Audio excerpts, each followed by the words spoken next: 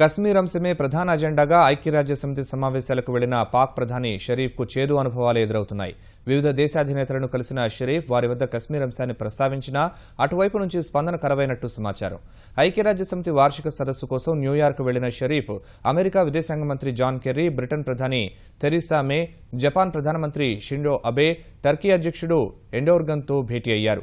వారందరి ఎదుట కశ్మీర్ అంశాన్ని లేవనెత్తారు. కశ్మీర్లో భారత్ అమాయక ప్రజల ప్రాణాలను పొట్టనబెట్టుకుంటోందని షరీఫ్ ఆరోపించారు.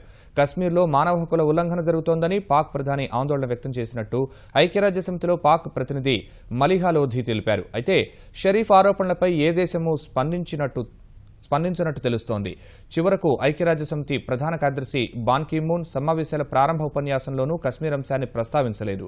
సిరియా సంక్షోభం, పాలస్తీనా సమస్య, శరణార్థులు, వలసలు, ఉత్తర కొరియా వంటి అంశాలను ప్రస్తావించిన బాన్ కీ మూన్ కశ్మీర్పై ఒక్క వ్యాఖ్య కూడా చేయకపోవడం అంతర్జాతీయ వేదికపై పాకిస్తాన్కు మరోసారి అవమానం తప్పలేదు.